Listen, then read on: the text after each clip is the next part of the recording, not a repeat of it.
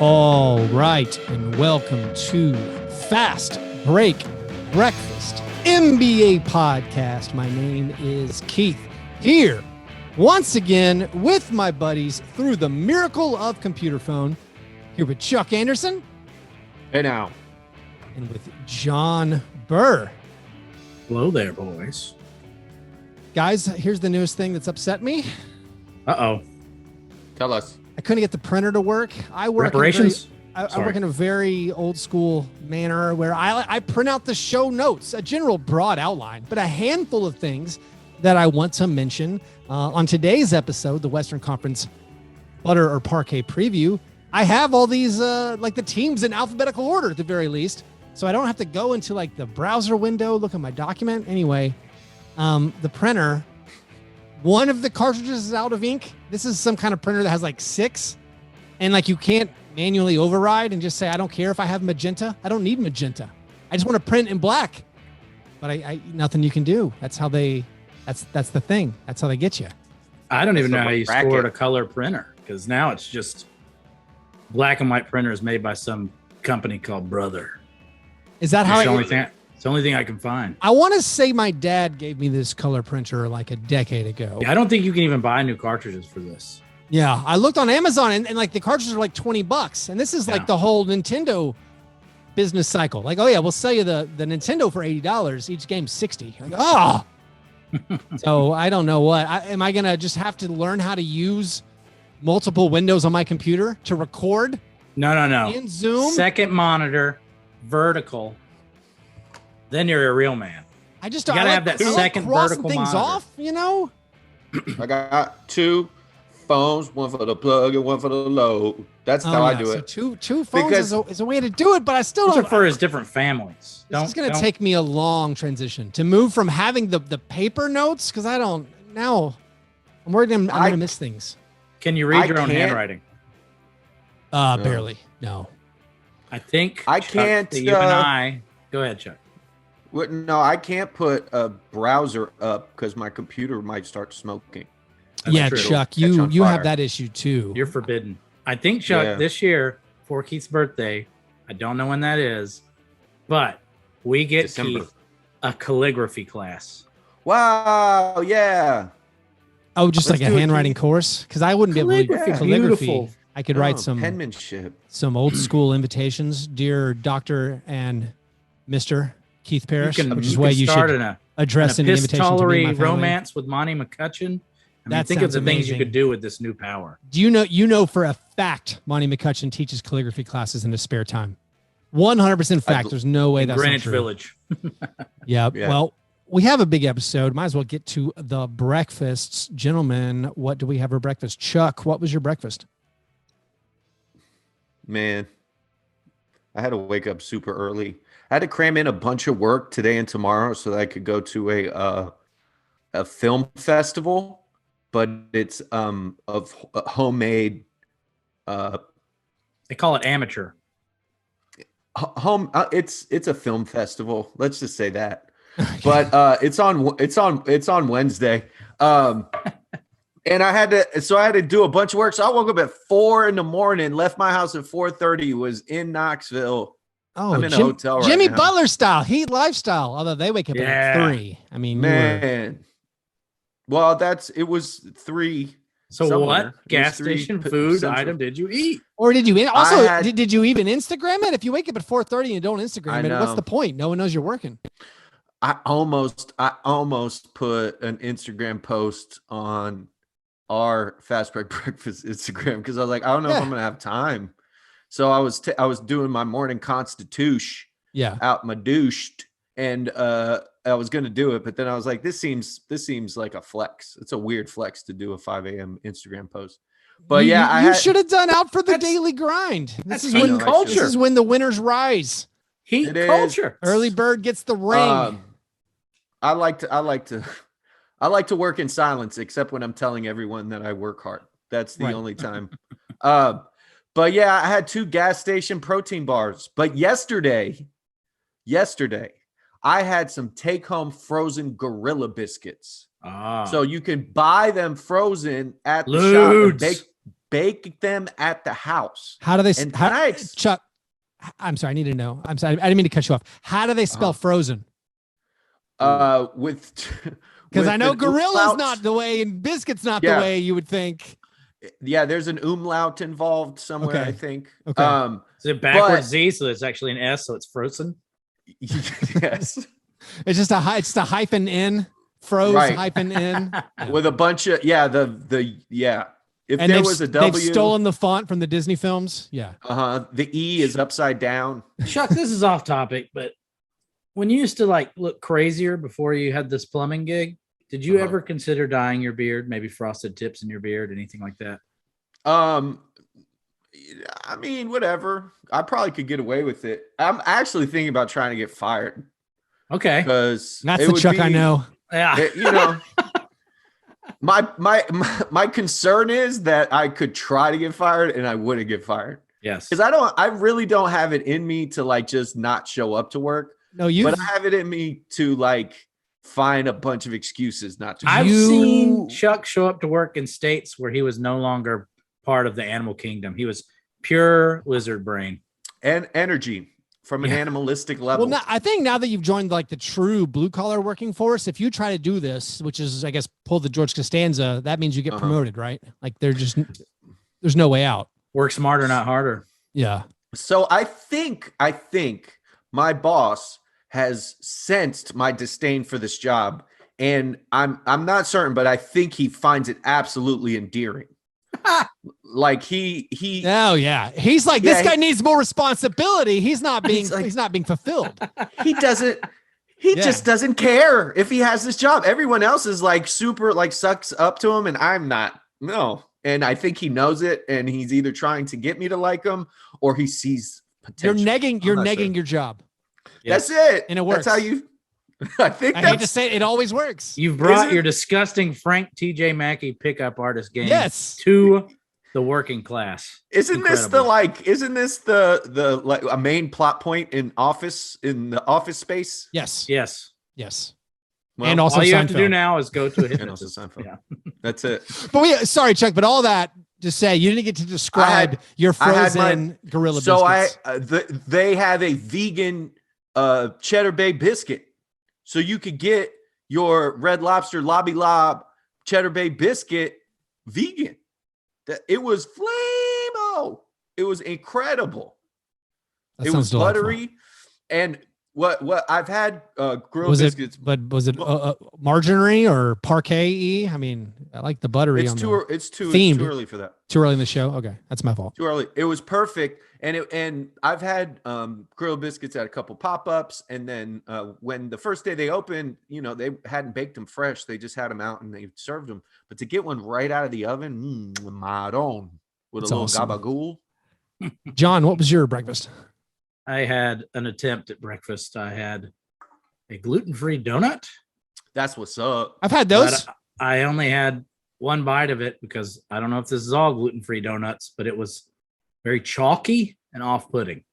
Just didn't really have any breakfast. I'm gonna commission a comic book series, just John Burr, donut hater. Hell yeah!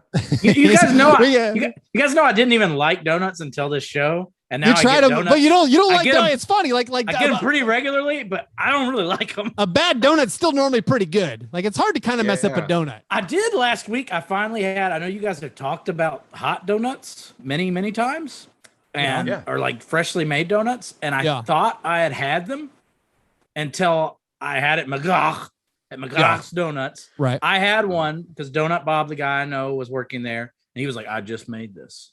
And he put it in my hand, and it was nuts. It is an insane food. It kind of just melts in your mouth. Oh, yeah. It just goes like away. It is not similar to even like, because I think I've been served some fake fresh donuts. Like they just zapped it in the microwave. Still pretty good. Still what you should probably do to every donut. Well, unless it's freshly out the oven. But it is insane. It was like kind of like a pat of butter. It was almost like disconcerting. Like an oyster. You glossed over something very fast. Yes. I need a complete description of your friend Donut Bob. Donut Bob. Also, how, when, and why? In a former life, Donut Bob used to regularly owe me money after Sunday night or sometimes Monday night. And he's like 6 foot. He kind of looks like you, Chuck, but he has a head of hair, and he's like morbidly obese. He should, yeah. So was he Donut Bob before working at the donut shop? No, that's a great question. I mean, I just had him in my phone as Donut Bob because that's where I would go see him. And that's how I found out about McGow's. So he lost so much money gambling, he ended up having to work at a donut shop. That's amazing. Donut Bob's excellent poker player, terrible sports gambler. Probably listening. Oh, so there's a hole. I was saying the online poker shutdown really hurt him, and then the legalization. To hear him tell it, yeah. We got to meet Donut Bob. That sounds like we can do it. Sounds like a character for the show. If this ever opens back up and we go to McGoff's, if we ever open go early enough, up, because he works like 4 a.m. to 10. Yeah, we'll see Donut Bob. I'll take some leftover unsold donuts anytime.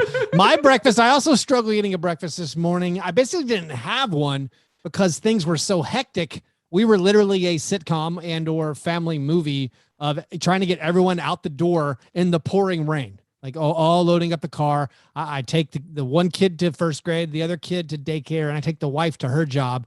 And it was raining. And we just had our roof replaced, so we were parking in a different spot because maybe there were still nails like out in the yard or something they haven't cleaned up.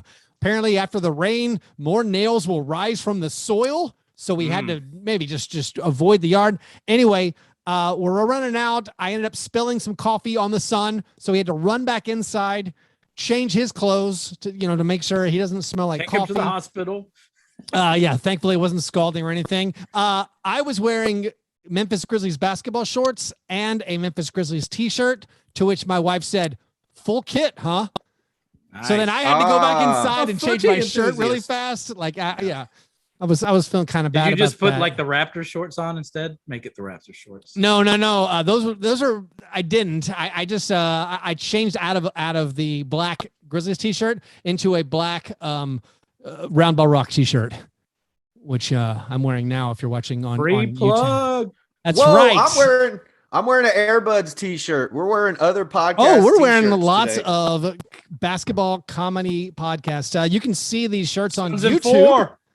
Oh, and John's got Sons and Four on. Yeah, go to YouTube. You can subscribe to our show there and watch the video version of these things. But anyway, those were our breakfasts. After our breakfasts, we move to our breakfast in bed apologies. This is our chance to make right what we might have gotten wrong on a previous episode. It is frequently the first time we talk about the NBA. Does anyone have anything they need to apologize for? Well, I know we had an off-show discussion with the Caftan moratorium, not allowed to mention caftans, the article of clothing. What I will apologize for is not, while we could talk about caftans, bring up the one NBA player with the last name Caftan. What? And of course, I'm talking about George Caftan, who went to Holy Cross and played for the Celtics and the Knicks and the Pawtucket Slaters. Say what? Yeah. Also was a Baltimore Bullet. Was he a teammate of Bob Cousy? I mean, Holy Cross alum played for the Celtics. Were these buddies? 49-50. He was an NCAA champion in 1947. Final Four MOP. Second team All-American. Wow. Number is retired by Holy Cross. Wow. But yeah. So shout out George Caftan. He's a member of the New England Basketball Hall of Fame. And I think I visited that. It was in Connecticut or Massachusetts. I bet they're great at parties. But yeah, shot a scorching 39% from the field. Woo! Oh wow, good numbers for that era. Yeah, that's not bad for the late 40s. It's because the sharp shooter. They were shooting underhanded back then. Yeah, all areas. Sharpest his top end free throw percentage was 68.7. Managed to almost nice. You can round that to nice. Could yeah, I think back then it was illegal to lift the ball over your shoulder. Yes. Yeah, the jump shot I can't remember. It was invented. chin and down. I think before you tucked the ball under your chin and spun like a shot putter or a hammer throw. Oh, yeah. And you had to have taps on the end of your shoe so your opponent could hear you coming. The Negro leagues, they use bottle caps instead of taps. John, what's your apology? In the words of Daniel Plainview, I abandoned my boy.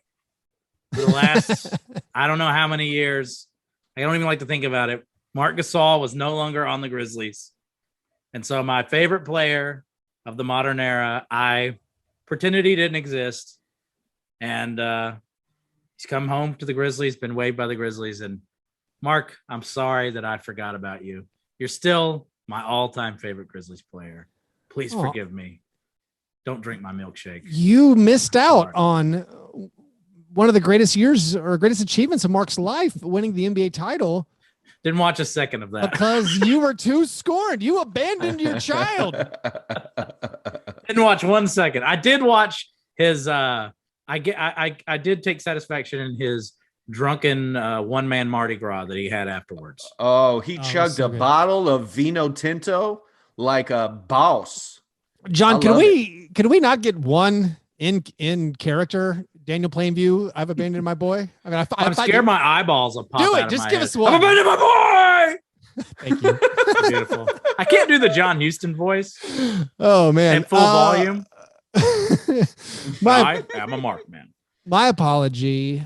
When we were discussing the Cleveland Cavaliers in last week's Butter or Parkay Eastern Conference preview, I got a little flustered and we were heated. We were disputing each other. I misstated Larry Nance Jr.'s minutes per game. I threw out that he only played 20 minutes per game last season. He played 31 minutes per game. The Cleveland Cavaliers in all 35 games that he played. I apologize for trying to downplay the importance Larry Nance Jr. played on the Cavaliers by misstating a stat. So in a way, that's an apology to me. In a way. No, I don't think the Cavs are worse. I don't think. I don't think losing Larry Nance and replacing him with Evan Mobley and you don't think that 11 minutes doesn't raise his win shares enough? I got a question. His VORP. What's the most games Larry Nance has ever played in a season? 69. So close, Chuck. Yeah, it'd be I would guess like 60. Yeah, he's like a Gary Harris. He's never hit 70. Never hit 70. One of these years.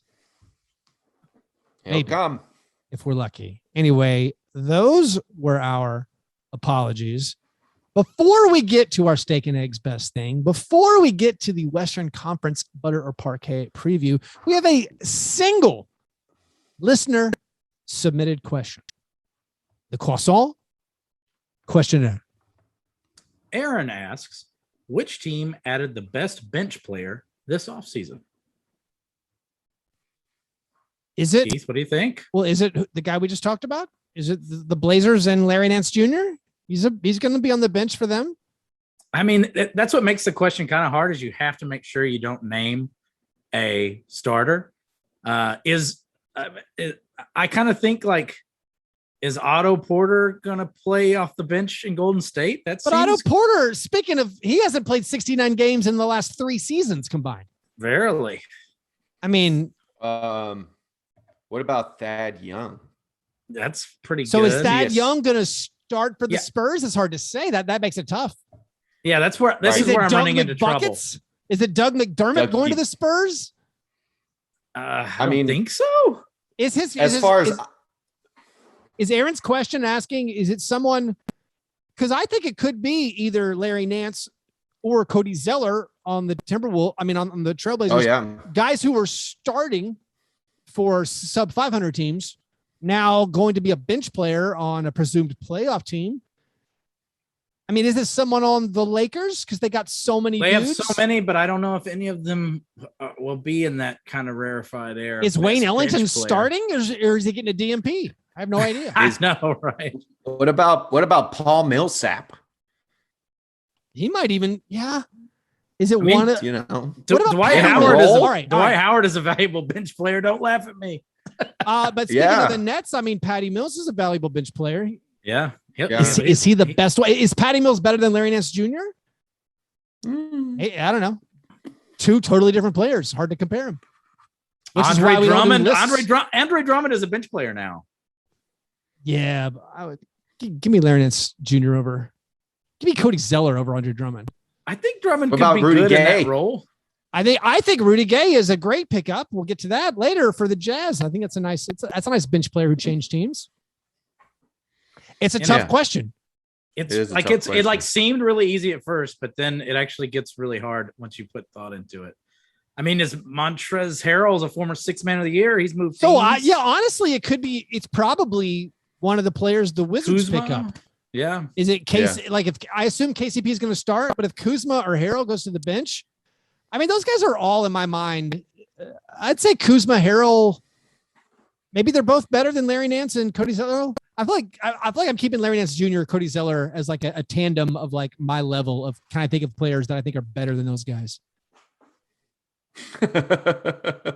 I mean, so who starts in Chicago? That could be like, all right. Lonzo could be coming off the bench. I assume with the investment in Lonzo, he's going to start. So then like Caruso, I don't think Caruso's coming off. I mean, he's come off the bench, but I don't consider him as good as the other guys. Well, does DeRozan play at the 3, I guess? Oh, yeah. They're going to start Lonzo, Levine, Caruso, and then Patrick Williams at the 4, Vucevic at the 5. Ricky Rubio. You love Ricky Rubio, Keith. I do. I think he's a pretty good player. That might be it. This is an impossible question because this also. I just almost said Jeff Green. This highlights why we don't try to ever rank players. Oh yeah. Shout out to Sports Illustrated and everyone else creating their content machines. Poor Kevin Pelton having to defend that list. 100 to 1.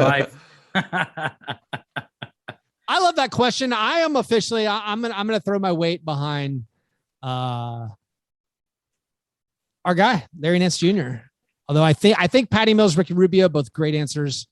So to clarify, Larry Nance Jr. not that important last year, even though he started for one team, but now the best bench player moved all year. Yeah, he's the best non-starter moved, right? Do you guys have do you want to make official picks for you guys that you think? For me, it's probably someone the Wizards. I'll just say I know that he's not that great, but Montrezl Harrell has won a 6th man of the year award. I'm going to do it. I think it's an absolutely defensible pick. Sure. Yeah. If you need instant offense and boards and I thought of another one. Chuck, do you have one? I thought of one more. I'm really afraid of how good Patty Mills is going to be in Brooklyn. Not because he's going to be the best player out of all of them, but his ability to just fit with those guys is going to he will be wide open. Will be wide open.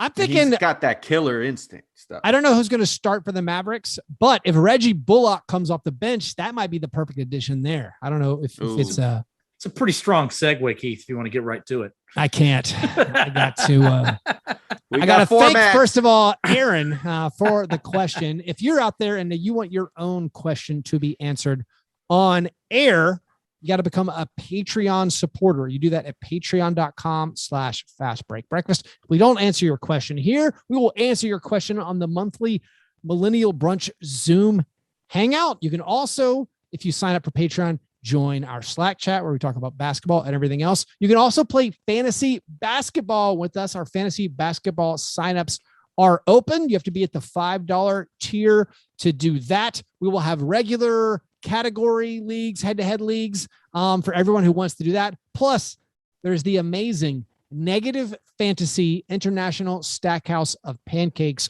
League. That is the most fun fantasy basketball league I think you can play in. We get up to 40 players. Everyone's in the same league. You get points when your players do bad things. You want chuckers. You want guys who are going to miss 10 shots a night. Or guys who turn the ball over. If they do nothing at all. Or if they do nothing at all, a solid Aaron Aflalo who can play 38 minutes and only make one shot. Great for your stats there. So if you want to get involved with these fantasy basketball leagues and you want to support our show, do that at patreon.com/fastbreakbreakfast. Also, you want to guarantee your seats to see Ja Morant, Jaren Jackson Jr., Zaire Williams, and the next gen Grizz next season. Place a 20% deposit today and secure the best seats at the lowest prices to see the Grizzlies host the Lakers, Chuck's Heat, John's Nuggets, the Clippers, and the Nets. They're my Nuggets too. With your 21-22 Grizzlies season tickets. Plus, when you become an MVP member, you receive all the benefits, including special events, merchandise discounts, and more. Call 901-888-HOOP or click grizzlies.com today. All right. Steak and eggs, gentlemen. Steak and eggs, best thing. What is the best thing you saw in the last week? Chuck, what's your steak and eggs?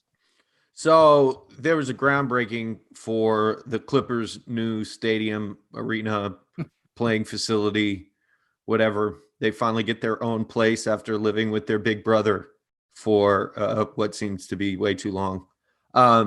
But at the opening, at the groundbreaking, it was big. It was ceremonious. It was a party. It was a celebration. And some players were contractually obligated to be there, which led to one of my favorite Kawhi moments of recent vintage. The man is probably the most unintentionally funny person in the NBA to me. Although this had intent this time. I mean, there was intent, but he wasn't intentional. He wasn't trying to make me laugh. No. He was intentionally putting energy. So a terrible band from like 7 years ago, Steve Ballmer, what are you doing? You're in LA. That Fits song. in the Tantrums. What is that? What if it was his favorite band? I think it might have been. Ballers. The guy writing the checks. Is that his favorite band? I'm just saying, what if it was? If I had a groundbreaking, I would pull out a band no one's heard of from 30 years ago. Mogwai? I would ask David Bazan to come do it. Ooh, Pedro. Huh? So whatever, Tank and the Bangas or whatever. What was it? What was the name again, John? Fits in the Tantrums? Is that who it Fits was? in the Tantrums. I actually love Tank and the Bangas. It should have been Tank and the Bangas. But yeah, Fits in the Tantrums doing a song that I heard on an iPod commercial like 12 years ago. You sure it wasn't a Zune commercial? It could have been a Zune commercial. No clue. But Kawhi sitting there in the most sullen emo teen look. Like my daughter gives those looks when we're at like family gatherings. Back. Like not laid back. He had his neck like into his chest. His eyes were up. He scared away a cameraman with his eyes. Cameraman zoomed on him and he looked at him and he like hard cut back to the crowd, back to the crappy band that I forgot existed. Didn't really know existed. Just heard that one song once. But why didn't Kawhi use this opportunity to give us one of the great tools that this pandemic has offered us for these social situations? He could have just masked up and covered his expression. He would have needed to mask his whole body though, because his eyes, went full the body Paul language, Rudd, Paul Rudd and Wet Hot American Summer. Like he was pouting with the bod. And his eyes, like his head was tilted down, but his eyes were up in the most like, what is going on here? He looked afraid almost. My favorite thing of the groundbreaking was there's a photo of Clipper Darrell with his shovel and Chuck the Condor's behind him. The mascot is behind him. Chuck the Condor's wearing a mask. My buddy Damon said this picture's a lot funnier if you imagine Chuck is forcing Clipper Darrell to dig his own grave. Yeah, baby. John, what's your best thing? Briefly, but must be noted, the Milwaukee Bucks hired the first ever female play-by-play announcer this week, Lisa Byington. Congrats to her. And more importantly, ready to listen to Bucks again. Haven't listened to them since they hired Gus Johnson. Took a moratorium. Now I'm back. I'll listen to the Bucks. I'll watch the Bucks. Let's do it. What's your Gus Johnson beef? I love so much joy. It's the same with the donut thing. It's the worst. This doesn't make sense. He's the worst announcer of all time. He's just so happy. Did you hear him call that game-winning missed field goal on Sunday? Oh, it was so good. I can't endure hours of him just for him to lose his mind. Chuck, cover your ears. This is time for the weekly NFL Minute. There was a play on Sunday, John. Did you see this? There was a play where the Texans had 3rd and 15. They got a 13-yard gain, but the defense was offsides. Okay. So their options are to have 4th and 2. Yes. Or 3rd and 10. Okay. It was 4th and 2 at midfield. They declined the penalty and said, let's take 4th and 2 at midfield. And they punted. So instead of attempting to keep the ball with the 3rd and 10, or just go for the 4th and 2 at midfield, the guy's like, you know what? This is a good chance for a punt. Johnny Majors, 1989, University of Tennessee play calling. How have we gotten here? I can't even. That's Fisher ball. I can't even think of what's the NBA comp to that. The NBA comp to that is Taylor Jenkins in the playoffs. Is like a call. You're just lashing out wildly, John. It's like challenging a call that benefited you, and saying like, "I'd like you to reverse that call." The ball's out on me, coach, or something. I don't. Anyway, was Marty Morningweg involved in this? I don't understand. I don't even know who the coach is who did it, but I'll do my best thing. My best thing over the weekend. Anthony Davis got married. I think this is great for Anthony Davis. I'm excited for him.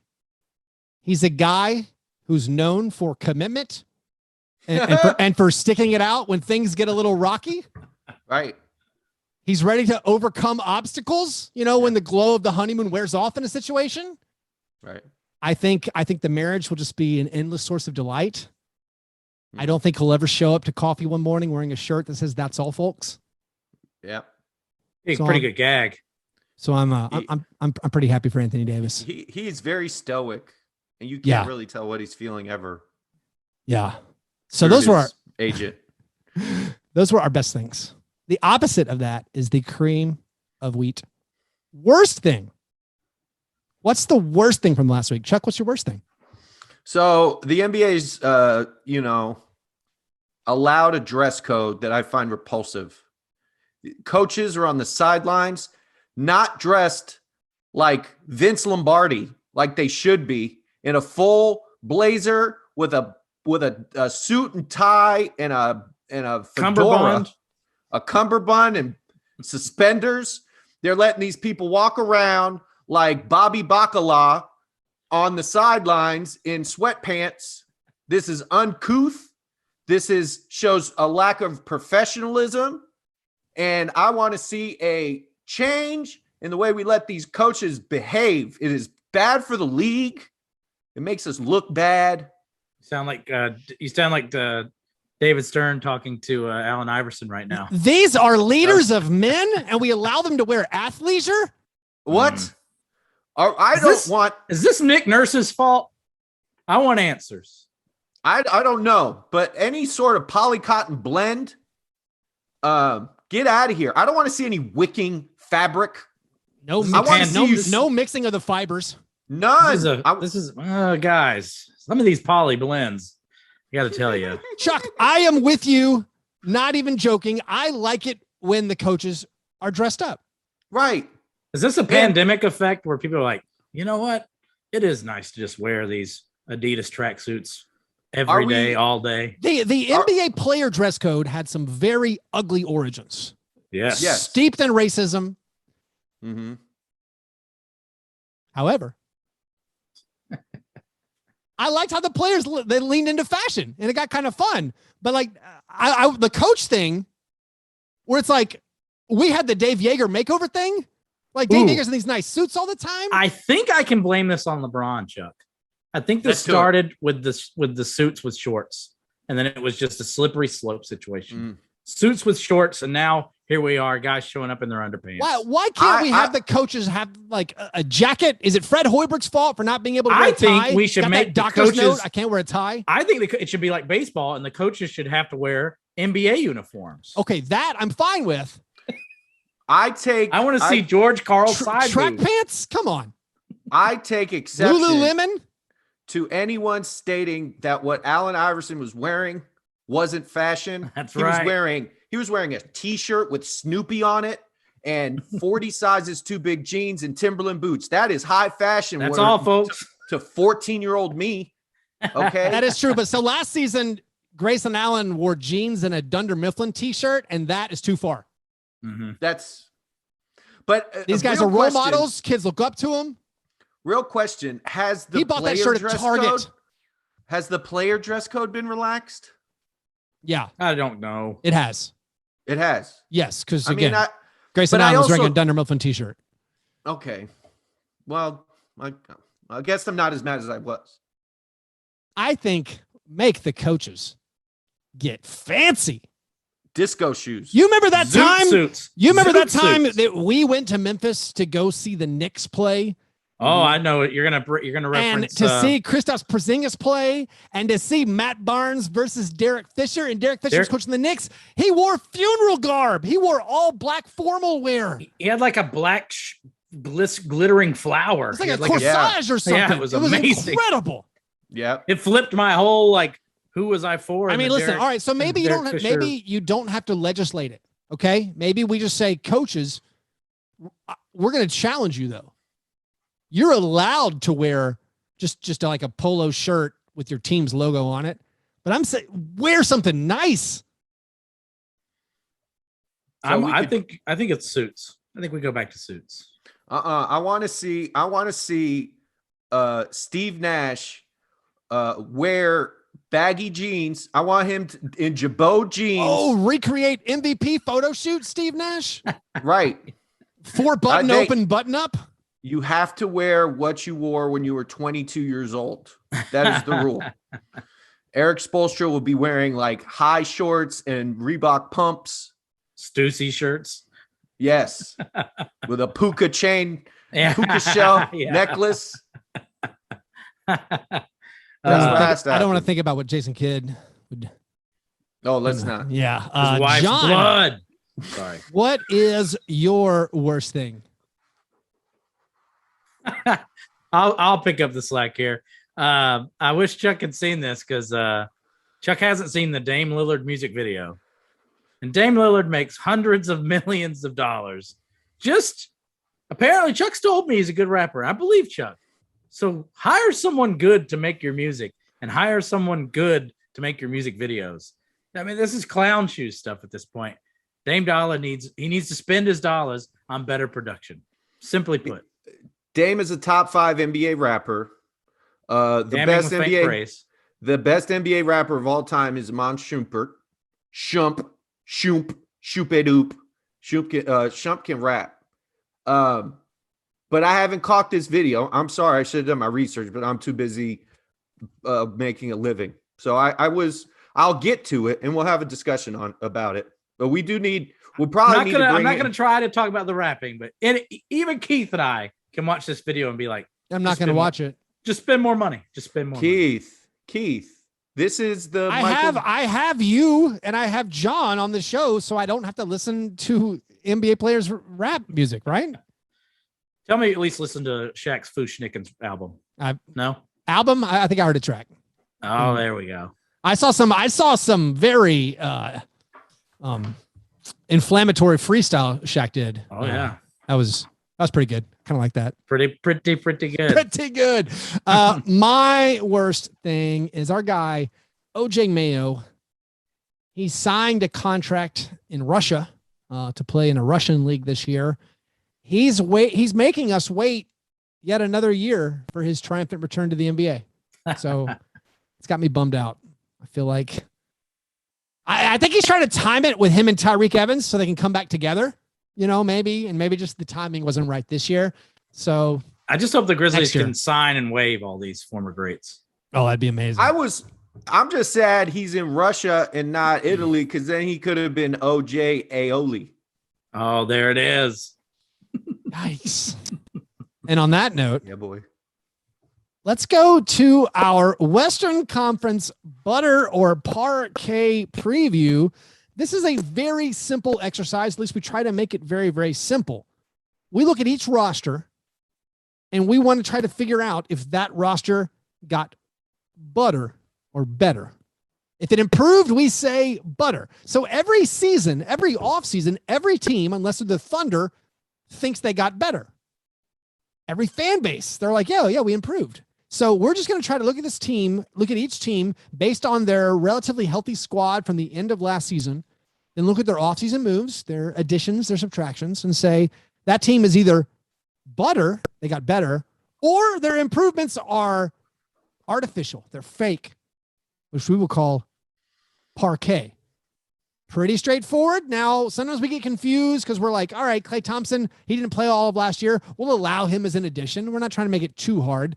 We also think, it's win totals are a zero-sum game. So theoretically, I could say the Grizzlies got better, but maybe they're going to win fewer games because other teams getting better. But anyway, so with all that explanation, we're just going to go through these teams in alphabetical order and just try to figure out, did they get butter?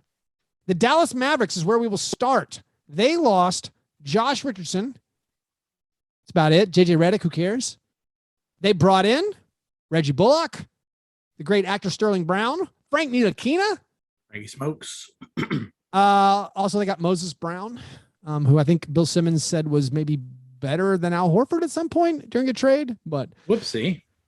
They did not do much. Some people really got into that Thunder run, huh? Yeah. So the Mavericks basically bring back the same team from last year with Reggie Bullock in for Josh Richardson. I think that is a marginal improvement. So a little pat of butter. I think it's butter because Josh Richardson was a lousy fit there. Yeah. And what you can get from the likes of Sterling, Reggie, and Frankie Smokes can approximate it. Like Josh was still like useful on defense, I guess, but otherwise just kind of a disaster for them. So yeah, I would say I think it's one of the easier butters in the West Coast, despite there not being that much roster turnover that's all that meaningful. They still don't have a point guard. Why couldn't they get any point guard? I'm not certain. Jalen Brunson's good, and I guess Luka dribbles the ball the whole time. He does. So here's my worst. Why I think this is Parkay, because I'm going Parkay here. We're gonna watch Jason Kidd ruin. Okay. Luka Doncic. I left out a big one there. They also lost Rick Carlisle and replaced him with Jason Kidd. So I'm switching to Parkay. Like ender of Larry Sanders' career, Jason Kidd. Yeah. I'm switching to Parkay right now. We're gonna see Porzingis going to therapy at halftime. Yeah, huge oversight by us, Keith. Yeah. Mark Cuban, instead of hiring like gamblers, he's gonna need to hire like Brene Brown to teach emotional intelligence. That's what's gonna have to happen. So I'm not certain. I don't know much about how good Jason Kidd is as a coach. But I know he ain't as good as Rick Carlisle, period. And that's probably going to count for a few games. So that's where I'm at. Yeah, you make a good point. I'm gonna say maybe for the sake of podcasting, I'll argue that Carlisle's effectiveness had worn off because the team had tuned him out last year. I think there's something to that, but how's that for an angle? I still think that Jason Kidd is a net negative. That's probably you're probably right. I'm a big Bullock guy, so I'll go tiny butter. You guys both with Parkays on the coaching front. Makes sense. All right, the Denver Nuggets. We're going to exclude Jamal Murray because he was hurt at the end of last year. He's going to come back. We think maybe by All-Star break, but the Jamal Murray injury has no factor here. We're just going to say, all right, they lost Paul Millsap. They lost Shaq Harrison from the end of the season. They brought in Jeff Green. They drafted Bones Highland. So this is a very stable roster. A lot of these Western Conference teams, very, very stable. What's the net gain there? Chuck, what do you think? Lose Paul Millsap, gain Jeff Green. I think for them, Paul Millsap wasn't as like a big of a deal in the past year as he had in previous seasons. I like Jeff Green. He's still like very serviceable and can, if they want to go small, I mean, they can never go small because they'll have Jokic on the floor. But if they want to do some switching with Jeff Green, they can. I like Jeff Green a lot. So if it's the same team and a young team that's going to be getting healthy, Michael Porter is, my issue with what's going on is when Jamal Murray went down, Michael Porter became the next man up. And now he's probably going to have to figure out how to, when Jamal Murray comes back is a big question, but they have to figure out how to play together. And I'm not sure Michael Porter Jr. wants to play anything other than like lead scorer or guy that is, the gunner.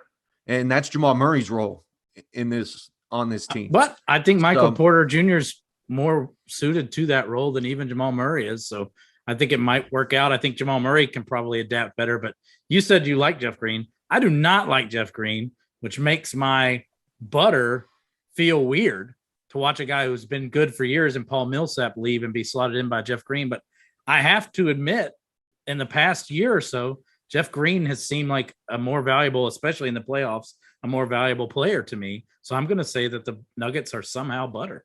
Yeah, I'm with you guys. I think Jeff Green is a good fit to the roster.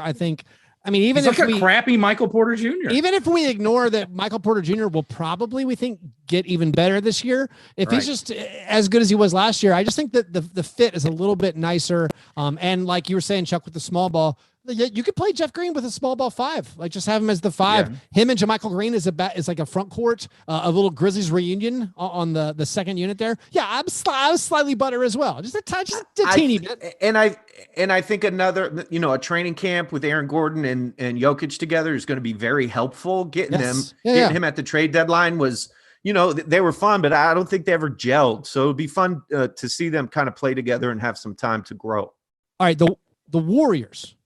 I think this is a really interesting one. They obviously get Klay Thompson back. So maybe it's very, very simple. You get Klay Thompson back. Everything else is very confusing. They lost Kent Bazemore. They lost Kelly Oubre. They lost Eric Paschall. They drafted a couple guys high in the draft, Jonathan Kuminga, Moses Moody. And then they brought in 3 veterans who were terrible last year. Otto Porter, Andre Iguodala, Nemanja Bjelica. I guess this is simple. Klay Thompson's back. We don't care about the rest. They're butter. Yeah? Yeah. It does trouble me that the Warriors keep acquiring players that have really fallen off in recent years. It's like they're not noticing. Right. Well, like there are everyone besides Klay, who I think people are hoping he's going to come back like on Christmas Day. But everyone besides Klay, potentially, who they added, could be bad. Like like the rookies could be bad. And then Otto Porter, Iguodala, Bjelica could be sub replacement level next season. So they're very, very thin in my mind and very precarious. To have two, I was about to use that word. To have 2 picks in the top 15, they somehow came out of it with 2, like in a very precarious situation. I mean, I liked what I saw from those dudes in Summer League, but Summer League, you don't know how much of it's real. But we'll say because of Klay, easy. We're gonna say they're butter as well. I just want to add this before we move on. I think a funny thing to look forward to is the possibility of Andrew Wiggins getting traded because he refuses to get a vaccine. Yeah, and he can't get traded to the Raptors because he can't enter Canada. Is that a thing? He's refusing to get vaccinated, and you have to be vaccinated to do what they do in California. In Oakland. Yeah. He's Canadian. They're supposed to be more sensible and polite. Let's go to the Houston Rockets. The Houston Rockets, they got rid of John Wall. They lost Kelly Olynyk. Actually, by the way, can you guys name? Let's do this real quick. Let's sing a song. Dinklage, Peter Dinklage, Peter Dinklage, Peter Dinklage, Peter Dinklage, Peter Dinklage. All right, this is an on-the-spot game of scones because I realized I would have lost this game of scones. The game of scones is name players on the Rockets who were not drafted in the first round this year. This is a who is on the Rockets game of scones. Chuck, why don't you go first? Christian Wood. Christian Wood, correct. Kevin Porter. Kevin Porter Jr., correct. Jayshawn Tate. Hey, very good, Chuck. I think that's Jayshawn it. Tate. I think that's it. I was trying to do a depth chart by memory. And I got like 9 names in. And I was like, who's on this team? Kelly Olynyk and Sterling Brown are gone, right? Yeah, they're gone. Mm-hmm. They're gone. Chuck wins. I got nothing. I got John Wall, baby. We've not even mentioned John Wall. He doesn't count. Doesn't count. They're getting divorced. What about? Yeah. How about Bada Nwaba? Bang to bang boogie. Oh, David Nwaba. David Nwaba. Yeah. Nwaba. He's running up the score. John, you should have gotten Eric Gordon. He's still there. Although reportedly, he's open to being traded. So anyway, Kevin Martin. Kevin Martin Jr. still there. I feel like I picked up and started many different weird Rockets at the end of fantasy season last year. DJ Augustin is there. Didn't Daniel Tice Tucker tried? Daniel Tice is there. Good job, Chuck. Yeah, you're on fire. They traded for Tice, though, right? Yeah, in the offseason. They did. Should I be excited? How excited should I be about Jalen Green? You could be as excited as you want to be. He seems amazing. Okay. He's going to get all the shots he wants to. As excited as you were about this team, Kevin Porter. This team lost John Wall and Kelly Olynyk, and they gained Daniel Tice. They gained Jalen Green, Şengün, Garuba, Josh Christopher. This is just eye blinking, Jeff. What do you make of this? Are they worse? It's Parkay. Yes, they're worse. They're just worse. I mean, I know we're not like John Wall enthusiasts around here, but this is a team that's burning it down and trying to restart with young players, and they are on paper worse. Admittedly, if any of these, if Jalen Green's amazing, maybe they're immediately better. But absent one of these first round picks being awesome, they're Parkay, right? They're Parkay. Well, Chuck, what do you think? I can't imagine like a scenario where like it would be so different for two jobs, like Steven Silas walking into the Rockets job last year and walking in this year. You know, like it's not even the same. It's not the same job. It's basically Sissy Spacek and Carrie being the prom queen and having a bucket of pig's blood dumped on her. Right. It's like if you went to work at Walmart, right? And like, you're going to stock the shelves, but then like the next year you're going to be like taken in the back and kicked in your balls. They won 6 of their final 50 games. Woo! And then they got rid of their like veterans, like they're remaining players. I mean, woo! I get it, but the name of the game is all right. So that's an all around. I mean, hey, listen, they're in a rebuild, and they got a lot of exciting young pieces. They can be optimistic, Rockets fans. You can be optimistic, but I think on paper, you're purposefully worse. Let's move to the next team, which is the Los Angeles Clippers. Fits in the tantrums. Kawhi Leonard's going to miss maybe the whole year. They lost Patrick Beverley, Rajon Rondo, Patrick Patterson, Boogie Cousins. They brought in Eric Bledsoe, Justice Winslow, and they drafted a handful of dudes. I guess we're counting Kawhi as being out, so they're just worse. And Parkay and move on to the. Yeah, even if they weren't, they just didn't do anything that makes you think anything better. I mean, Bledsoe and Winslow taking over for the Kawhi. Yeah, I don't know. Worse. Do you really want the Grizzlies drippings? Do you? The Los Angeles Lakers, instead of saying who they lost, let's just say who they kept. They kept LeBron, Anthony Davis, and Talen Horton-Tucker. The end. They around those guys, you have Russell Westbrook, Kendrick Nunn, Malik Monk, Carmelo Anthony, Trevor Ariza, Dwight Howard, DeAndre Jordan, Kent Bazemore, did I say that? Wayne Ellington, Rajon Rondo. Yeah, I think they got a lot better. A lot better. Okay. It might just be throwing a huge pat of butter at the wall, but some of it is going to stick, and I think they've got enough pieces there to form a team. The last time they brought in 12 new guys, they won the title. Right. So I don't know, Chuck. What do you say? Well, I'm just interested in how how this is going to look. If this is, if Westbrook being there is just like this admission with LeBron going, all right, I don't care about the regular season. I'm probably going to, I'm not going to initiate offense. I'm going to stand in the corner, and Russ is going to run the offense until the games matter. And then I'm going to do what I'm built to do, which is win a championship. So I'm interested in how this plays out. I don't know This is chaos. Well, it is chaos. What I like most about this roster, I look at this and I don't see how Anthony Davis gets out of playing center now. Right. So I feel like he's going to play center now. Dwight Howard, DeAndre Jordan. I don't. Those aren't guys you can give starting minutes to in any way, any form or fashion. Ooh, they'll both foul out. Yeah, they'll both foul out in mere moments. Like I think Anthony Davis is gonna. I think this roster, and I think Russell Westbrook plays amazingly with a center like Davis. I think this roster is set up for Davis to play center. And to me, just trying. I don't know anything. Yeah, this is how I would read the tea leaves. So I actually think, like, God help me, these are better. These are better additions.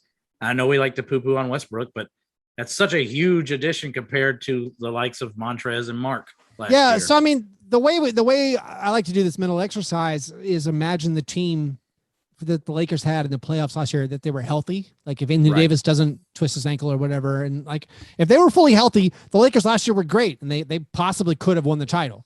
And I think this team is also going to be great and could possibly win the title. Whether or not last year's healthy roster is like better or worse than this year's healthy roster, I kind of throw my hands up in the air. I'm like, there's like way too much change.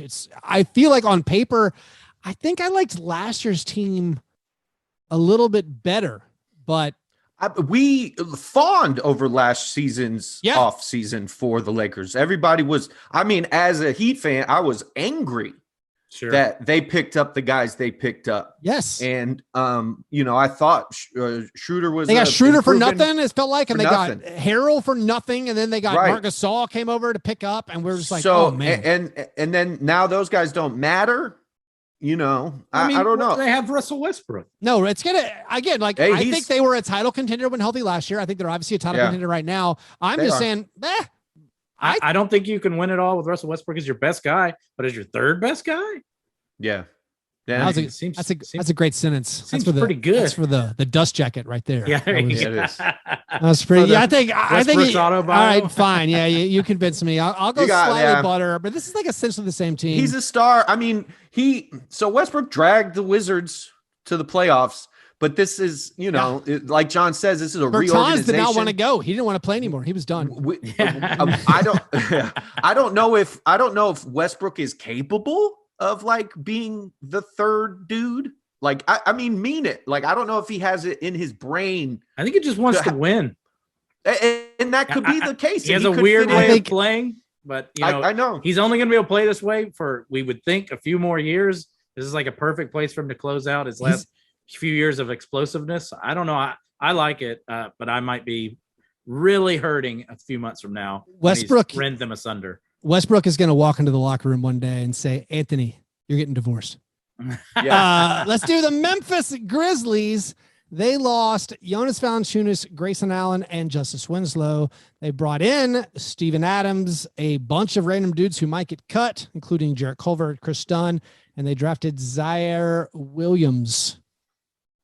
That's pretty rough, Keith. You're going to leave out the likes of Jonte Porter, Marc Gasol. Oh, they lost Patrick Jonte Beverly, Porter. Juancho. They did not lose Marc Gasol. Marc Gasol was not on the team last year. We also lost Sean McDermott. What are you doing? That's true. They also picked up Santi Aldama. Yeah. Arturo is still on the roster.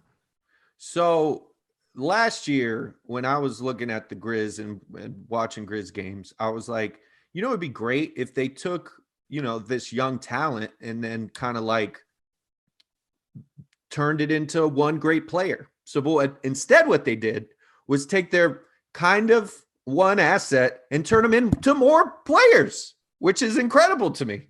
They are now deep as hell, but I don't know how this is better. Oh, okay. Also, I left out one thing, much like leaving out Rick Carlisle leaving the Mavericks and Jason Kidd coming in. I'm not sure how you guys feel.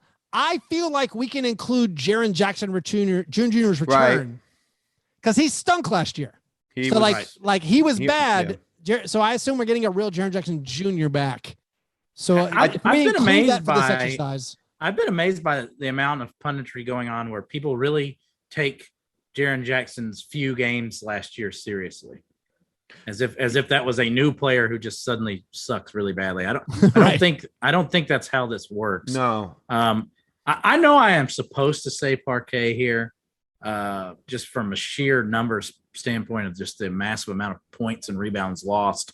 But I don't know. I'm so excited that like pretty much the scene in Moneyball where they take away Philip Seymour Hoffman's toys so that he can't start the wrong players anymore. This has happened now in Memphis, and I think that the lineups that are going to be rolled out by the Grizzlies this year are optimized simply by changing everything around, and I'm excited about the team more. So I'm going to say Butter. Sorry. It's all right. So for me, right, like I'm interested in the youth getting better, and that's something we can, project, and Ja taking the next step and Jaren coming back into form. But like, and the Grizzlies have done a great job recently of drafting, but they don't have a long history of player development. Like there isn't, to me, like they got a short one that's pretty good. Yeah, that's what I'm saying recently, but they also like drafted their asses off. Yeah, but like I mean, did they not get credit for Dillon Brooks? I mean, yeah, I guess you're right. But like, I would like to see if the recent, development of guys like Bane and, rookies who contributed, if that can continue, this is butter for sure, because you want the ball in your, Jaren Jackson's hands. You want it. You don't want Jonas taking touches from what could be a big ticket franchise kind of player. I mean, even if Jaren is not returns to the form he had before injury, I'm so excited about Melton getting minutes and Bane getting minutes, and just and us being able to play a certain style of basketball. I think it's going to be really, really hard to score on the Grizzlies this year. Oh yeah, and I think I don't think. I mean, we were already pretty hard to score on. Now I think it's going to be like one of the elite defenses in the league, and I don't think you could say that with the roster we were putting out last year. So again, I'm just hammering that butter. It very well could be. John, I'm glad you went butter. You kind of had to with how much you just talked about wanting to get rid of Jonas Valanciunas and Grayson Allen for so long. That's true. I was painted into a very white corner. If we get to include Jaren returning, I think losing Grayson and Jonas Valanciunas, replacing all those minutes with Steven Adams, Jaren Jackson Jr., and Melton or Bane, I think that is butter, but it might be cheating the exercise. The Raptors flipped Jonas Valanciunas for a defensive-minded center and immediately won the title. So I'm going to say the Memphis Grizzlies are following the same trajectory, are learning from the best. This is such a homer pick. I'm going to say butter. I'm butter too. Oh, this is terrible. We're not objective at all. No. Take me to Minnesota. I can continue this. I mean, we have always said that if we say stuff like internal development, that normally is cheating, because all these guys, someone could be awesome on all these teams. Look, Terrence we're adding Mann another half. The new Drew Holiday. We're adding another half of D'Anthony Melton. We're adding annher half. I have no evidence that D'Anthony Melton's getting more minutes. I know. If you told me Melton was playing 27 minutes a game, I would bet so much on the Grizzlies winning games. Anyway, speaking of the Grizzlies, visit grindcitymedia.com today for the most up-to-date and exclusive coverage and analysis of the Memphis Grizzlies you can get. Grind City Media is always there, home and road, providing the most comprehensive Grizzlies coverage. Plus, get your local and regional sports fix from Tiger football, basketball, SEC, and HBCU news all in one spot. For more information and behind-the-scenes access on the Grizzlies, visit grindcitymedia.com or follow on Twitter at grindcitymedia today. Chuck, you were supposed to keep us honest and just say Parkay. The Grizzlies are worst. What are you guys are insane, Parkay. I don't know. I actually don't know, because I've seen. I'm too close. Listen, there's a chance that Jonas was truly the best Grizzlies player, like a lot of people have been saying, and the Grizzlies are stinky without him because they cannot score. It turns out they cannot score. They're good at defense, but they're very bad at half-court basketball. And we insane people who want our starters to go away and the bench players to play are wrong. And it turns out the coaching staff who was starting the people had a better grasp on who was better. Let's do the Timberwolves. The Timberwolves are a fun one. I think outside of the quote unquote internal development, it's hard to make an argument the Timberwolves got better. So they lost our boy Ricky Rubio. They lost Jarrett Culver and Juancho Hernan-Gomez and easy Ed Davis. They brought in Patrick Beverley and Taurean Prince. And that's it. I'm going to cheat. I'm going to use the coaching. I'm going to say Butter. They do have a whole year of Chris Finch training camp with Chris Finch. So we got rid of Ryan Saunders. I think, and there was so much Cat missed, and like the Timberwolves. Timberwolves were pretty good last year when Cat played. So I actually think the Timberwolves will be surprisingly good this year. So I'm going to say Butter, despite what Keith laid out, which is that there is no evidence of any improvement, at least from a roster standpoint. Yeah. Well, I like, Pat Beverley's a little bit punchy, likes to touch people. And he does. Taurean Prince is like a vet who can shoot, and he's a vet. He's a vet who shoots. Yeah, who shoots. Forgive me. Okay, forgive me. What I'm banking on is Karl Anthony Towns coming back and being what he is. Last year was beyond tragic. Beyond tragic. Yeah. And if we get him back in that role where he's scoring close to 30 a game and getting 10 to 12 rebounds, like that's enough for me to go, all right, they're better because they weren't good last year. I don't think there was a team more devastated by COVIDism and nepotism than the Timberwolves, and hopefully two of those, at least one of those things will be alleviated. So, and I'm super excited about Anthony Davis. Like, who knows what he'll be with Edwards. Anthony Edwards, forgive me. Yeah, sure. No, absolutely. I mean, Anthony Edwards could make a huge leap. Also, I mean, that Jaden McDaniels guy is incredible. Yeah, right. That guy's awesome. He's cool. This team could be fun. It's just hard for me, like absent those things happening. I guess the Cat having not a season from hell is a persuasive argument. And like if he can get on the same page with Anthony Edwards, get ready for my over under episode to be completely wrecked by projecting the Timberwolves to have like 10 more wins than they should, thereby ruining the rest of my over unders. Yeah, just like last year's Grizzlies team did. I mean. I was planning to say Parkay, but I guess maybe the offseason with Chris Finch and just kind of erasing last year from their minds. Maybe that's enough. I still don't think they're going to be very good, but I guess that all depends on Anthony Edwards essentially. But I'll do it. So are we all slightly Butter? Just very, a little bit, tiny. Just almost cheating the rules. Yeah. All right, that's fair. The Pelicans also, I think, tough to evaluate. They did a lot of stuff. They got rid of, again, 3 of the guys who played most of their minutes, Lonzo Ball, Eric Bledsoe, and Steven Adams. They also lost James Johnson, Wes Iwundu. They brought in Devontae Graham, Jonas Valanciunas, Tomas Satoransky. They brought in Garrett Temple for those good time vibes, or just like be a veteran leader, return home to where he played college. What do we think of what the Pelicans did? The Pelicans have quit keto and are loading up on empty calories and carbs. I'm gonna say Parkay. They should be getting those healthy real fats of the butter, but I mean, I don't like what they're doing. I don't understand what the Pelicans are doing, and I don't like it, so I'll say Parkay. Bad. This is bad.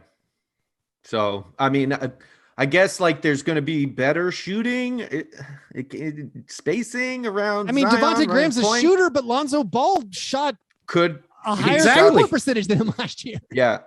I don't think find another team in the league that would want to add Devontae Graham and lose Lonzo. What blows my mind about this, whatever you think of this exchange of things the Pelicans did, they traded 2 first-round picks to trade these things out. Yeah. Right. Like, Jonas is a good player. Jonas is a great NBA center. He's like, the 10th best, 12th best. He's a very solid above average NBA starter for center. Right. I'm not sure he fits with Zion and Brandon Ingram. I know the fit with Steven Adams wasn't good, so maybe it'll be better than that. But they're losing guys who played a bunch of the minutes. Are they depending on Nickeil Alexander-Walker or Kyra Lewis to make the jump to fill in the gap? All the Pelicans ding-dongs I follow think Jonas is going to go stand in the corner and shoot threes. They do. And I've got, we don't know what Willie Green's going to do. You mean the third coach they've had in 3 years? Right. Like Stan Van Gundy couldn't get those guys to play defense when he had two good defenders. He had Steven Adams and Eric Bledsoe, they couldn't get them to play defense. I'm not sure how this is going to look. They're going to let up a bunch of points. It'll probably be fun to watch. But franchise in free fall. I mean, there's no one on this who on this team is an above average passer. Is it Zion? I mean, like Saturansky. Passer, like Saturansky is not like a pure creation point guard. He's more of like a deferential, like I pass and just move the ball around. And I mean, Devontae Graham wants to shoot. He's I guess you're just gonna push all the chips into Point Zion and then revolutionize. I mean, game. Zion could go Super Saiyan, and then you're like, all right, why do we doubt this team? He's one of the best 5 players or something. But like on paper, questions about the defense, questions about the offense. I mean, they figured out the offense stuff with him last year. It seemed like it's the other side of the ball, and I'm concerned that that's probably where you're going to lose a lot of games. Barring another leap by Zion, which could happen, I think they're in deep trouble. This is great. I love this, especially as we stoke the flames of our burgeoning Grizzlies-Pelicans rivalry. As we say, the Grizzlies are butter. We say the Pelicans are Parkay. You can have one of our top scorers. We don't even want him. We made your team worse. Deal with it. Let's go to the Oklahoma City Thunder. I don't even know how to judge what was their team last year. Like Al Horford was on their team, sort of. He's gone. Speedy Mikhailuk's gone. They brought in Derek Favors, who won't get to play if he plays well. And they drafted some dudes. Josh Giddey, Trey Mann, Jeremiah Robinson, Earl. The Thunder have broken our game. What do you do here? Yeah. I stared at it for 5 minutes a day and moved on. I did not make a decision. Let's do it. Let's move on. I don't want to do this. I don't want to be around anymore. I feel like, I don't want to be around. I think they're philosophically intentionally Parkay. So I will say Parkay. I will say last year on paper, I was like, this is kind of frisky. Yeah. This year on paper, not frisky at all. No. Well, they were frisky last year, and they shut it down. Like Shea is great. Like if Poku's good, if Josh Giddey's good, but we don't know that those things are going to happen. Like I think Poku's just a dude. Dort's kind of a dude, and like who else are you fired up about? I wonder if they'll let Shea eclipse the 1,200 minute mark this year. Let's go. Parkay. John refuses to respond. Chuck. Whatever. Parkay. Sure. Suns. Whatever. The Phoenix Suns.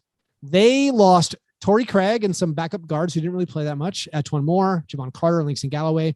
They brought in Landry Shamet, JaVale McGee, Elfrid Payton.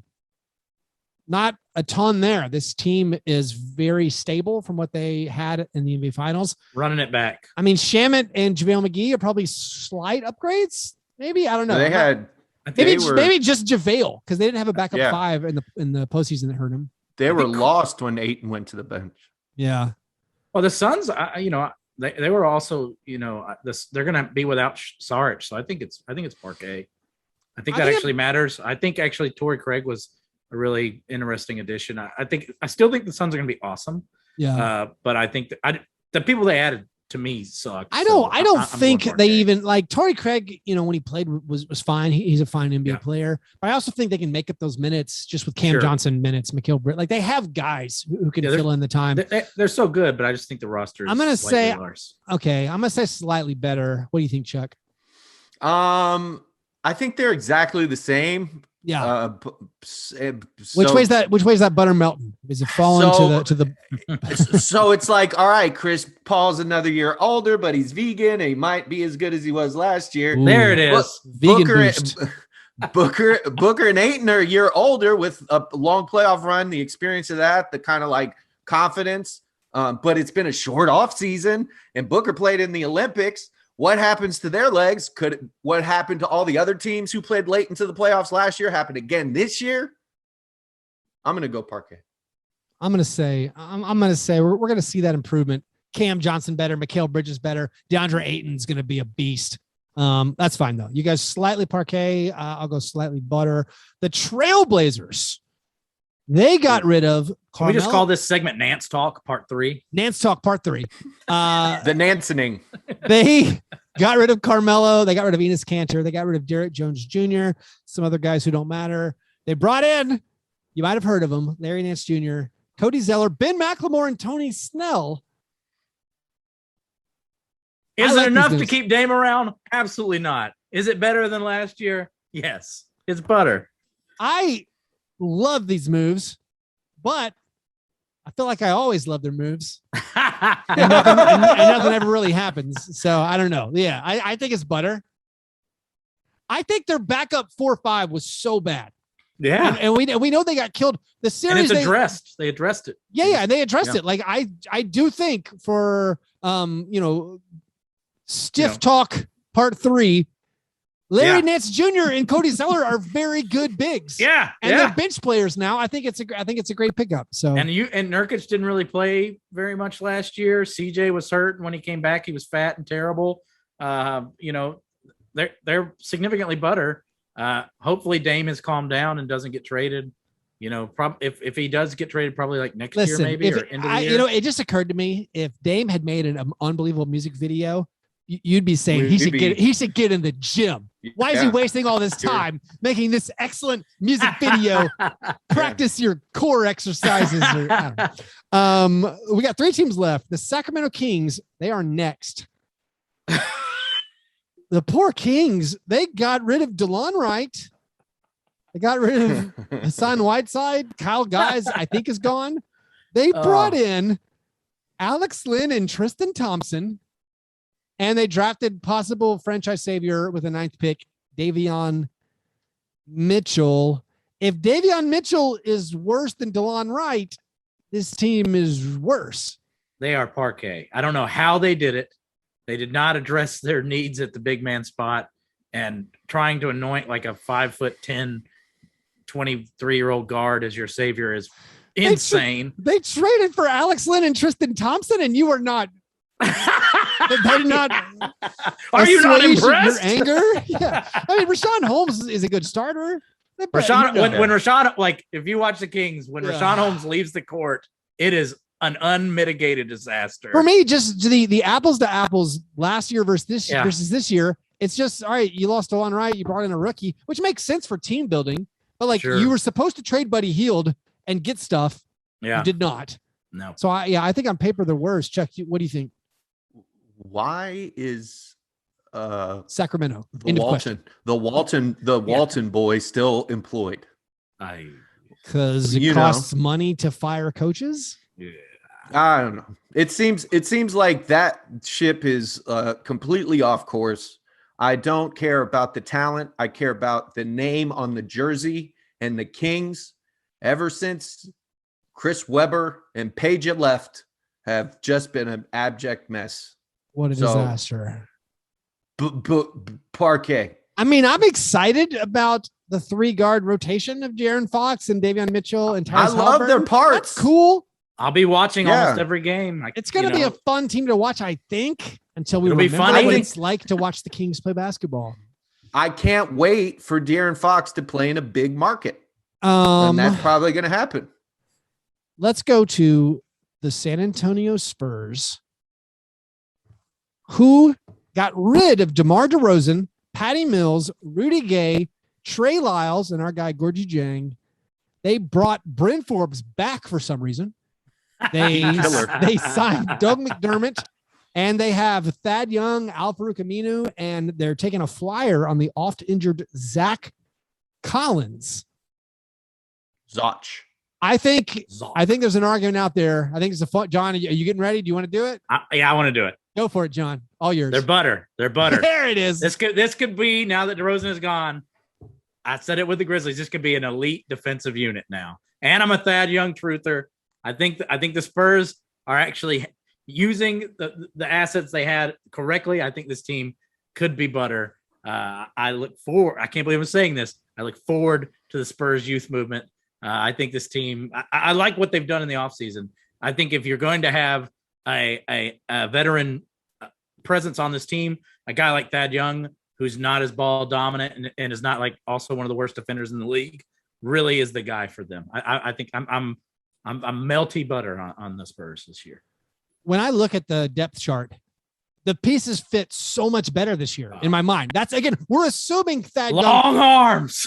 We're assuming Thad Young plays on the Spurs. Sure. I'm assuming that Popovich has a rejuvenation machine to plug in Al-Farouq Aminu. We're going to see Al-Farouq Aminu again and be like, oh yeah, this guy's good. This guy's now playing small ball 5.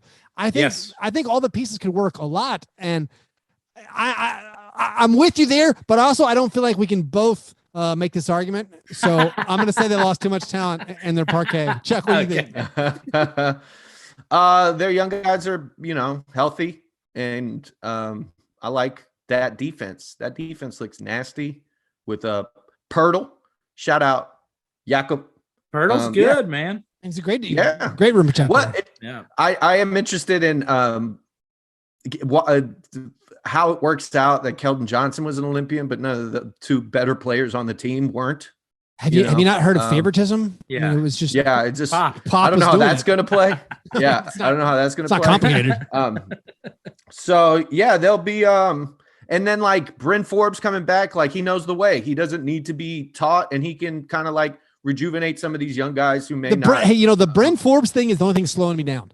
Yeah, because I feel like the Spurs people I knew when he was there. It's like, why does Bryn Forbes start every game? He was there, Grayson. You're not seriously. Bryn Forbes coming back. You're like, what is going on? Yeah, because like if you're telling me, okay, it's just we're unleashing DeJounte Murray and Derek White, and you have Keldon Johnson with Thad Young and Pirtle, I'm like, oh, that's kind of secretly awesome. Yeah, but then if it's it's Lonnie time, and it's like hey, Forbes is back. Hey, Bryn Forbes starts, and you're like, what? Anyway, y'all were all like reminding me that Bryn Forbes averaged more points in a playoff series than Jimmy Butler. So take that out of here. Chuck, did you officially weigh in? I had to write it in the official records. No, they're officially butter. They're butter. I love it. I love it. Whoa. Look at our Spurs enthusiasm. The final team is the Utah Jazz. They were the 1 seed last year. They got rid of Derek Favors. They got rid of Georges Niang. They brought in Rudy Gay. Very nice. They brought in Hassan Whiteside. Oh God, why? I don't know. What do you guys think about the Jazz? It's the same team. They kept the same team together, but you bring in Rudy Gay and you get rid of Derek Favors. They're just running it back. Yeah, just running it back. It's so hard to tell. I'll go slightly Parkay. Yeah. You put Hassan Whiteside on a team, and I'm probably going to say they're worse, especially if he's probably going to play 15 minutes a night and be like an approximation of Rudy Gobert. He ain't as good as him. So I hope they don't. I hope it's like almost small ball 5. Like just play Rudy Gay at the 5. I don't, or like they drafted a guy last year. No idea what his name was. Pretty sure he was a big. Play him over Whiteside. He didn't play at all last year. Favors and Niang played important minutes for this team, but Niang in the playoffs didn't hit a shot. Yeah, like he was just a regular season sniper. It turned out it didn't work in the crucible of the playoffs, and that's why they brought in Rudy Gay, who's never won a playoff series. Yeah. So anyway, that is the entire. I'll answer, by the way. I do like the Rudy Gay edition. I don't think they'll miss Derek Favors, so I'll give them a slight butter. You guys are both the running it back, but we'll say Parkay. To me, the West was tougher because there's so many teams that just are on the correct course and are just running it back. There's so much stability. Yeah. It's going to be very easy to follow the Western Conference because you're like, most of these teams are the same. Like most of their top 8 or 9 guys didn't change that much, outside of a couple of big ones. Recapping the Western Conference, the Mavericks, John and Chuck said Parkay. I said a little butter. We said the Nuggets are butter. The Warriors are butter. The Rockets are Parkay. The Clippers, Parkay. The Lakers are butter. The Grizzlies, that's right. Home cooking here, butter. The Timberwolves are butter. The Pelicans are Parkay. The Thunder, John refused to answer, and Chuck and I said Parkay. The Suns, I said butter. You guys both said Parkay. We all said butter for the Trailblazers. All said Parkay for the Kings. We somehow, surprisingly, John and Chuck said the Spurs are butter, and 1 butter from me for the Jazz, 2 Parkays from John and Chuck, and that is how the Western Conference will play out according to us. Par fadeaway, gentlemen. What things are we looking forward to? John, what's your par fadeaway? I was going to talk about the glut of good horror movies in theaters right now, but I realized that so many people are probably uncomfortable going to theaters. I understand that I'm going to just go back to the San Antonio Spurs and go back to 2 weeks ago when we were picking side piece teams. I'm so excited about not having to watch DeMar DeRozan clog up and jam up what the Spurs were capable of last year that I'm going to make the Spurs my official side piece team. They've also got some new merch that like incorporates a little pink, a little green. I was about to mention the merch. It's so good. Yeah. See, that's what it's all about, baby. So I've already got a hat or two. I'm ready to break it out. Man. I feel jealous that you called it. For so long they had like that like weird urban camo. I can't be wearing that. Oh, and just gray. It was just gray and camo. If they lean into those Fiesta jerseys with like the pink and the green. So I look forward to buying Spurs merch and watching Spurs basketball. That's my par fadeaway. That's so good. I just feel bad I can't jump on the bandwagon because then I'd just be following you. That's not good. Chuck, what are you up to? Your boy's been watching this show called Alone, the Beast. So it's a survival show. I've been really, really addicted. So there's a show Alone where they put people on an island with and survive for as long as possible. And the last one remaining wins, and they have to hunt and fish and all that stuff. You weren't watching Survivor? No, this is different. They're alone. They don't talk to each other. But there's another version. It's called Alone, the Beast, where they just Are you sure you're going to let me talk, John? You're just going to let me. Are you sure you're not talking about Gilligan's Island? So Alone the Beast is great. Topical reference, like modern day, super amazing job, John. A 4-hour tour. It was a 3-hour tour. Can you even get what in the world, man? You're just go to bed. Turn off your mic. I'm going to talk about the show that I'm looking forward to. Go have some warm milk. Yeah. Brush your teeth. So they kill a Is it big a reality game. show?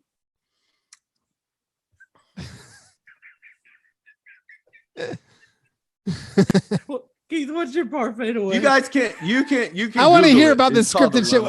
Alone the Beast. Is there a comma or is there a colon? It's a colon. Alone. It's the Beast. Anyway, I was going to describe it, but why do that?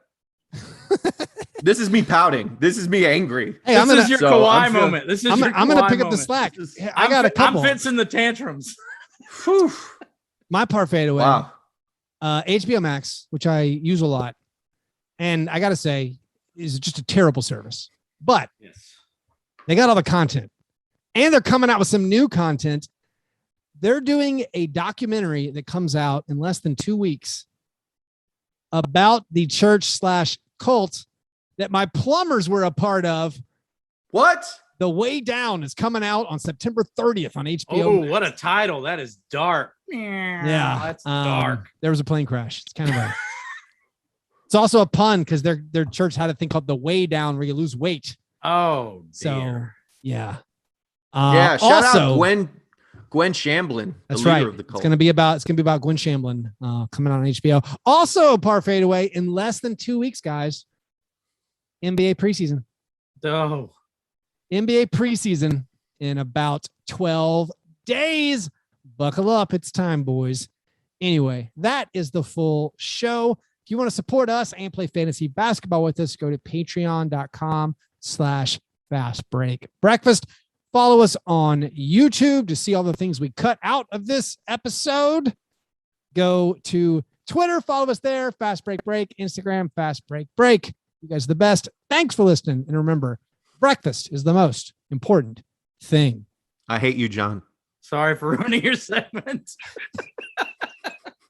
Truly terrible. I apologize. You couldn't help yourself. I was so excited. It was real enthusiasm. Once it started going downhill, and I was getting you worse just and worse. bought into it. It was probably funnier than me talking about. Sorry. No, it Once worked. I said the wrong thing about the tour, I was like, well, I can't let him speak. Oh, you can. You got to own it now. Good job. All right. See you guys.